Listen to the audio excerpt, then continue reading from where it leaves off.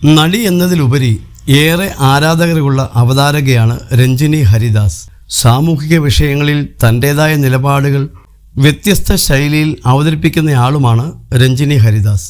മൃഗസ്നേഹിയും മൃഗസംരക്ഷകയും എന്ന നിലയിൽ സാമൂഹിക പ്രവർത്തനത്തിലും രഞ്ജിനി ഭാഗമാണ്.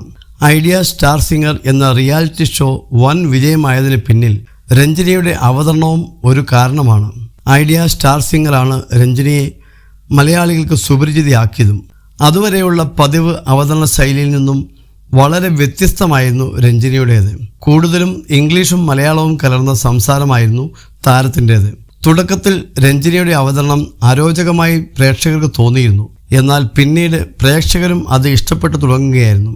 ഐഡിയ സ്റ്റാർ സിംഗർ റിയാലിറ്റി ഷോയെക്കുറിച്ച് ഓർക്കുമ്പോൾ തന്നെ രഞ്ജിനിയുടെ മുഖമാണ് പ്രേക്ഷകർക്ക് ഓർമ്മ വരിക. ബിഗ് ബോസ് മലയാളം സീസൺ 6 രഞ്ജിനിയുടെ ഉറ്റ സുഹൃത്തായ സെലിബ്രിറ്റി മേക്കപ്പ് ആർട്ടിസ്റ്റായി ജാൻമണി ദാസും പങ്കെടുത്തിരുന്നു. 2 ആഴ്ച മുമ്പാണ് ജാൻമണി ഷോയിൽ നിന്നും വോട്ടിലെ കുറവ് മൂലം പുറത്തായത്. രഞ്ജിനിയെ ഏത് ഫംഗ്ഷനും മേക്കപ്പ് ചെയ്യുന്നത് ജാൻമണി ദാസാണ്. ഇപ്പോഴിതാ ഹൗസിൽ നിന്നും തിരികെ വന്ന ജാൻമണി ദാസുമായി രഞ്ജിനി ഒരു ചാറ്റ് ഷോ നടത്തി. അത് ഷൂട്ട് ചെയ്ത് രഞ്ജിനി സ്വന്തം യൂട്യൂബ് ചാനലിൽ അപ്ലോഡ് ചെയ്യുകയും ചെയ്തു. ആ ചാറ്റ് ഷോയിൽ ജാൻമണിയുമായി സംസാരിക്കവേ രഞ്ജിനി പറഞ്ഞ ചില കാര്യങ്ങളാണ് വൈറലാകുന്നത്. ഷോയിൽ സംസാരിക്കുന്ന സമയത്ത് മോഹൻലാൽ പോലും ഒരു ഇംഗ്ലീഷ് വാക്ക് തെറ്റായിട്ടാണ് ഉച്ചരിക്കുന്നതെന്നും അങ്ങനൊരു വാക്ക് ഡിക്ഷണറിയിൽ ഇല്ലെന്നുമാണ് രഞ്ജിനി പറയുന്നത്. ഹൗസിൽ എല്ലാവരും ആ വാക്ക് തെറ്റായിട്ടാണ് ഉച്ചരിക്കുന്നതെന്നും രഞ്ജിനി പറയുന്നു. ഫേവറിസം ഉണ്ടെന്ന് ജാൻമണി പറഞ്ഞപ്പോഴാണ് രഞ്ജിനി ഇടപെട്ട് സംസാരിച്ചു തുടങ്ങിയത്. എന്താണത്, ഫേവറിസമോ? അങ്ങനെ ഒരു വാക്ക് ഡിക്ഷണറിയിൽ ഇല്ല. ലാലേട്ടൻ പോലും ഫേവറിസം എന്നാണ് ഉപയോഗിക്കുന്നത്. എനിക്കതിൽ പ്രശ്നമുണ്ട്. അത് ഫേവറിസം അല്ല, ഫേവറൈറ്റിസമാണ്, രഞ്ജിനി ഹരിദാസ് പറഞ്ഞു. വീണ്ടും ജാൻമണി ആ വാക്ക് ഉപയോഗിക്കുമ്പോൾ രഞ്ജിനി തിരുത്തുന്നതും വീഡിയോയിൽ കാണാം.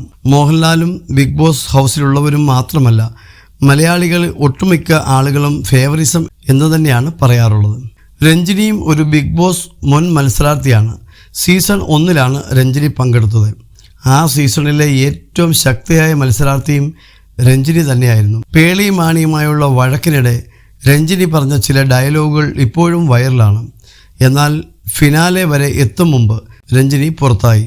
ഇതുവരെയുള്ള ബിഗ് ബോസ് മലയാളം സീസണുകൾ മുഴുവനായും എടുത്ത് അതിലെ മികച്ച ചില മത്സരാർത്ഥികളുടെ പേര് പറയാൻ ആവശ്യപ്പെട്ടാൽ എല്ലാവരും രഞ്ജിനിയുടെ പേരാകും അതിൽ ഒന്നായി പറയുക.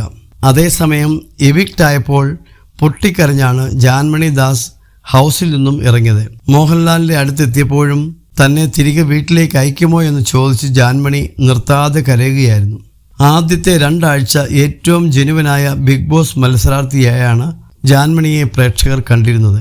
എന്നാൽ 2 ആഴ്ച പിന്നിട്ടപ്പോൾ സഹമത്സരാർത്ഥികളെ ശപിക്കാനും ഭീഷണിപ്പെടുത്താനും ജാൻമണി തുടങ്ങിയതോടെ പ്രേക്ഷക പിന്തുണ കുറയുകയായിരുന്നു.